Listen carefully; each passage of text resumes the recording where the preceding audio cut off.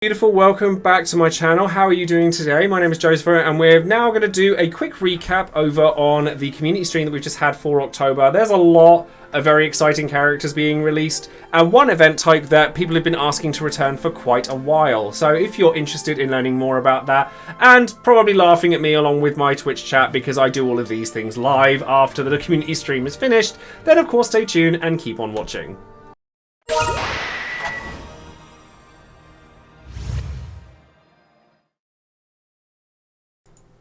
Now, before we get started, of course, don't forget to check out all of my social media links in the description box below. As you can see, I'm on Twitch right now streaming this. All the people that you can see in this little box down here are live and chatting with me and hopefully saying hello to all of you as well. So thank you very much for being a part of this stream. If you happened to come along for it and if you'd like to be part of the conversation, then come and find me on Twitch. We are rapidly approaching 7,000 followers now, which is pretty amazing. So thank you ever so much for being a part of this journey. And if you happen to be in San Diego next week for TwitchCon, I will be there as well. So it would be lovely to meet some of you guys and it would be lovely just to get together with loads of people. I'm also going to be at Distant Worlds this Saturday evening, so if you happen to be there, then it'd be lovely to say hello as well there. So definitely come and find me. And obviously over on Patreon, I do shout out one of my patrons every time I release a video, and today that person's going to be Sad Panda 350, who has Chrono from Chrono Trigger as their title card. And if you'd like to support the channel and have a title card made of your own, exclusive content we do over on Discord, like private streams, all sorts of other things, then perhaps you'd like to consider supporting the channel over on Patreon as well. And last but not least, don't forget to check out all the other content creators and resources out there for Dissidia as well. So we're going to start with the slides here. First things first, a massive shout out to obviously Crystal and Josh for hosting the stream. It's always lovely to see them once a month and it's very grateful that they put as much work in as they do. There was a lot of explaining that was going on about a particular type of event here from Josh, so it's massively appreciated because it is a little on the complex side because we're going to be getting a brand new set of events through summons. But we also have some quality of life improvements here. Not anything super crazy here. So we've got an update to Mog's Gym, which means, and it's getting reset for all players. So there's going to be some additional sort of rewards for that, including enhancement points, which I know a lot of people are still starved for. And for anyone who accidentally sort of cashed in all of their power stones for high power stones by pressing the max button, sound off down below if that's something that you did by accident, then you can have it go to +4 instead of max buttons, and so you can retain your power stones and everything.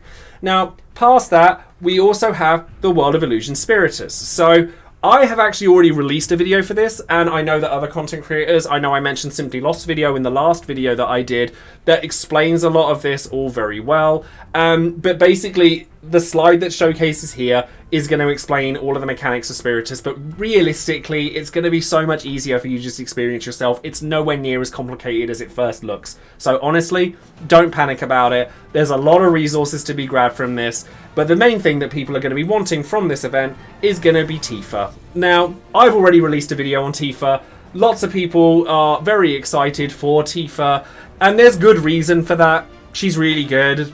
It's hard to deny that she's really good, so most people are probably just going to go for her. If you want more details on her, obviously my last video has more details on why she's good, and it's nice to see that they're continuing with the free pulls here as well. So if there's like multiple banners here, you've got free pulls on those, and yeah, not much more else to say on that. If you want to know more, go watch that other video. So next up on the list, and rather thankfully, my plans didn't change because I did actually film a lot of these videos in advance because of the fact that I'm going to the US next week. I needed to get everything done as quickly as possible. So thankfully, the next thing coming up is Lude. So Lude's Lost Chapter will be like bringing Lude's FR as well as Force levels for Zell and a rework from Mid-Italian. So Lude is fine. Like he's good. There's nothing wrong with Lude. Like he's got a lovely sort of generic FR. Similar vein to the likes of Iroha, Ursula, that kind of thing, but it works with a stacked buff. So if you happen to have Rydia LD Call, it's pretty good, but Lude, the rest of Lude's kit it's still the same as it was. He's good, but there are other characters that kind of supersede him at this point.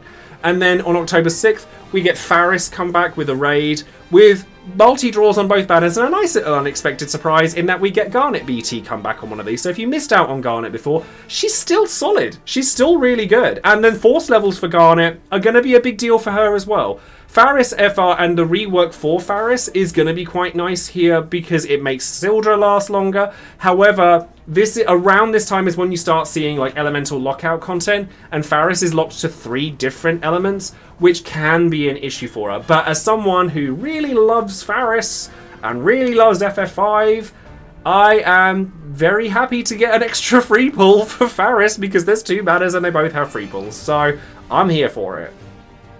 So the next thing that we have to talk about here is going to be the Dawn of Dimensions in Transcendence 11. And this one's coming with a new BT character.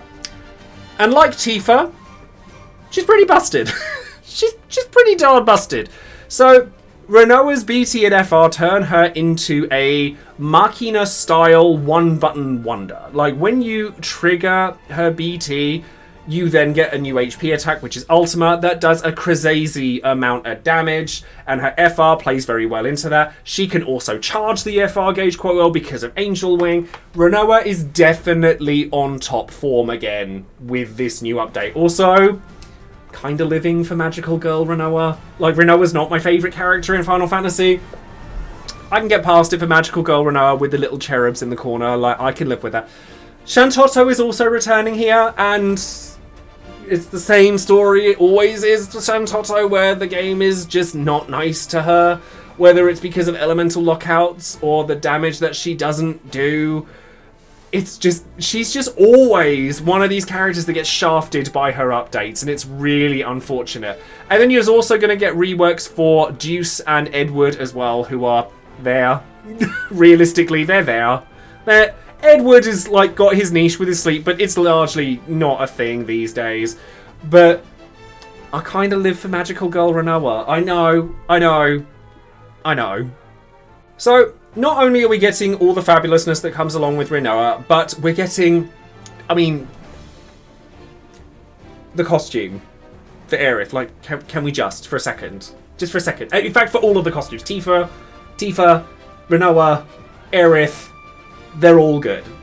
The costumes are all good. We're here for it. But besides that, Aerith actually gets her FR here, and also a pretty hefty rework that makes her damage pretty high. It makes her a really strong FR charger because both of her skills become instant turn.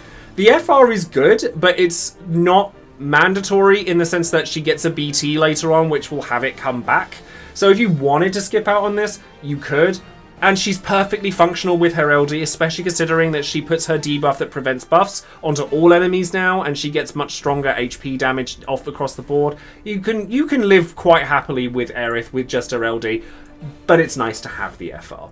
And then on October 20th, so this is way after I'm come back from the US at this point, we're going to be getting the return of Balthea. Now, Balthea's FR is very interesting in the sense that it's very specific on what it wants, which is dispelling, but the ceiling for it can be really, really high. So if you want to have somebody to play around with, Balthea might be that character for you. And then closing out the rest of the month, we have the Halloween campaign, which is nice, you know, your generic stuff, panel missions, triple item support, triple effective support items, double cycle quest abilities. There's a new weapon gloss there as well, and to go along with the Cherub one, which is another unique weapon style. And then we get free multi-draw banners on 2 banners, which are going to come along with Crevasse. Now, a lot of people are very happy to see Crevasse come back, myself included. You know how I feel about new content and new difficult content as well. And Global First content tends to be very challenging, which I always appreciate. And it's going to come with a new FR4 question mark and 2 banners. This is interesting to me because I am fairly certain that the FR will belong to Arden. However, when Arden was released in JP, he was on a triple BT banner alongside Garland and Sephiroth. Whereas here, there are 2 banners, one of which is going to feature Renoa BT.